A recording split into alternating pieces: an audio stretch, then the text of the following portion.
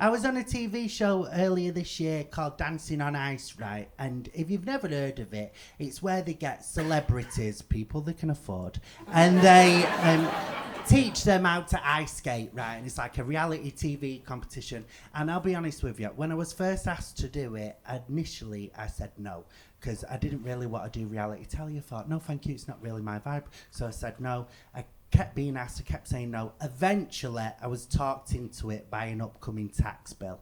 And that's the truth. I really needed the money. I was like, yeah, I need the money. What a dream. I'll be there. Thank you very much. And but I'll be honest with you, it was fine. It was actually all right. I haven't got any sob stories. I wasn't like slapped by Ollie Willoughby or anything. Everything was all right. The only thing that happened that was a bit weird was I got voted through the first week, right? So I did my first skate and I got voted through into the next week. And then training for the next week, I twisted my ankle and I had to go home. And everyone there were like, oh my God, Josh, you've twisted your ankle. You've only skated 1 week and you've already got to go home. There's 9 more weeks. What are you going to do? You've twisted your ankle. Are you going to be all right? You've twisted your ankle. What are you going to do? What are you going to do? I got me full fee. I was playing Mario Kart. Couldn't give a fuck. Absolutely, yes. We love to clap people getting money for nothing. Yeah. But honestly, I didn't give a shit. I was buzzing, actually. I thought, this is the best thing ever, really. The only thing that was a bit weird about it was I twisted my ankle on the Friday, right? But they kept me captive till the Sunday because they didn't want anybody to know. So, like, locked me in my hotel room and kept me captive because they wanted me to go on live telly and look down the camera and say, thank you so much for voting last week, everybody, but I've gone and let you all down. I've gone and twisted my ankle. And I didn't want to do that because that's mortifying. And I knew my mates would bully me for years because of it. And the idea of doing it stressed me out so much that I got a massive cold sore. Because when I'm stressed out, I get really bad cold sores because I'm a retired slag. And that's how you get them. And so I were on telly like, rah! Eventually, they let me go home back to Manchester, right? But my boyfriend wouldn't kiss me because he's never had a cold sore. He still tried to bum me, which I think is so rude. I am the mother of your cat. Show me some respect. But I was so annoyed. But yeah, so he still tried to do it. And I said, no, I'm not being friendly. Have you not seen Pretty Woman? If we're not kissing, we're not doing anything. So we had no physical contact for 2 whole weeks. No physical contact for 2 whole weeks. The straight couples in here are like, that sounds lovely. No, honestly, no physical contact for 2 whole weeks. But it ended up being like the best 2 weeks of the relationship, you know, because I found out so much more about him because we like spoke more, you know. Like I found out his name, he's got a job. Good guy, actually. I like him.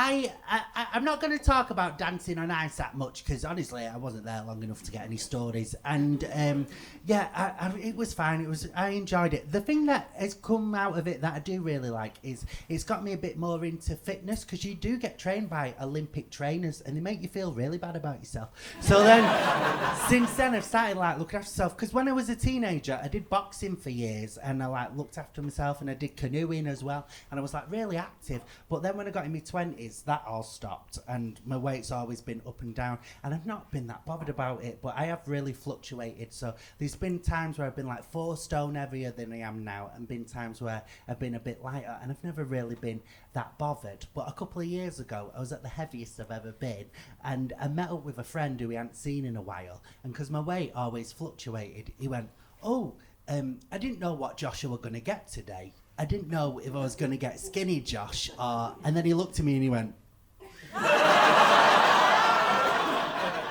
I was so upset, really. I was really upset. And I saw him about 2 weeks after that at his funeral. And I squashed to death. What a prick. But now I'm like running and stuff and I don't know, I've got a little bum bag. Me and my boyfriend have matching bum bags and we go running. We really need running over. We're not beds. But I'm going to speak about my boyfriend a little bit. I love my boyfriend. I think he's amazing. He's a little bit older than me. Everyone I've dated is older than me. I don't know why. I'm just like weirdly attracted to nice houses. And he's a doctor. This is a hobby now.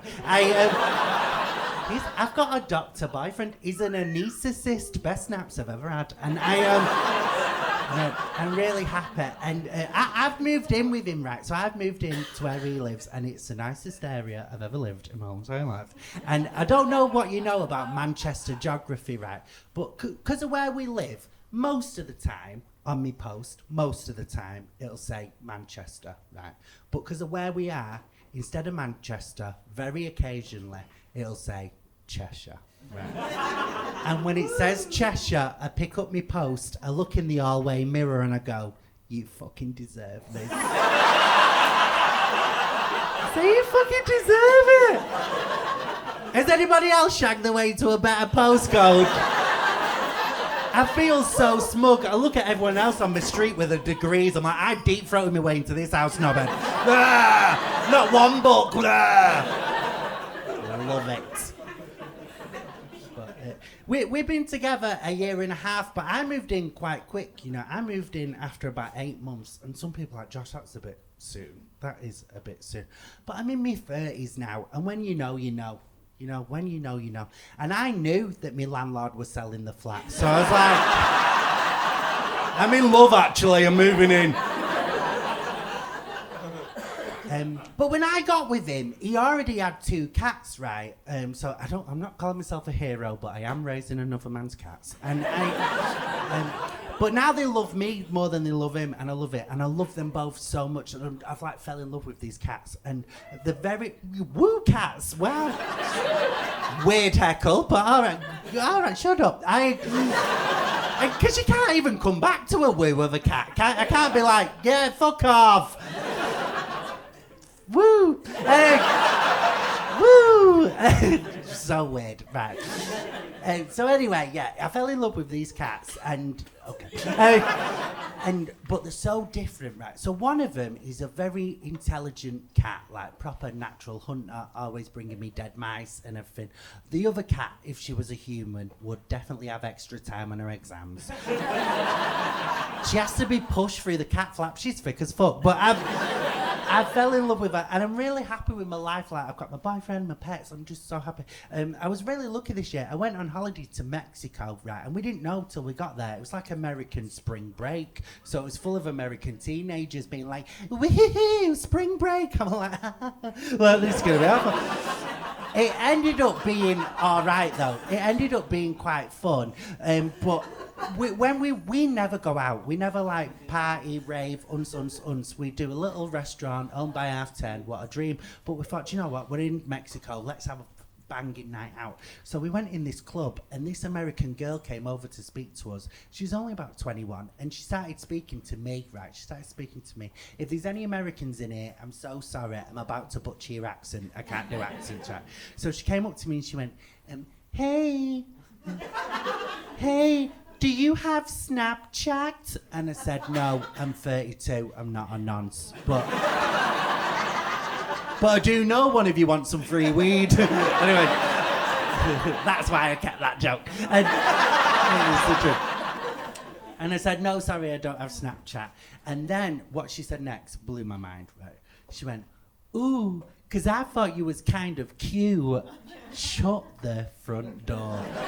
I've never been come on to by a lady before.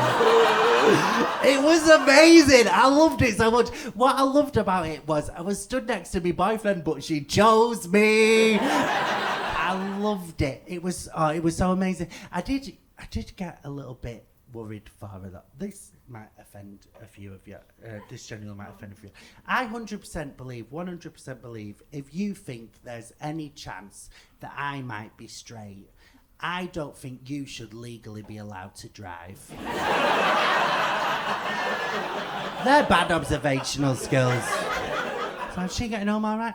But Mexico was so good, right? When we was there, we went swimming with stingrays. Oh my God, what a buzz. Turn them upside down and they're smiling. It's sick, right? And when we was there was like this stingray man who teaches you about the stingrays and stuff. And he pulls the stingray's tail up and he pulls these two sides up next to the tail and he goes, the stingray has 2 penises. Do you know any other animals with 2 penises? And off the top of my head, as quick as lightning, I said, I don't know any other animals, but I do know a lesbian with a draftful, right?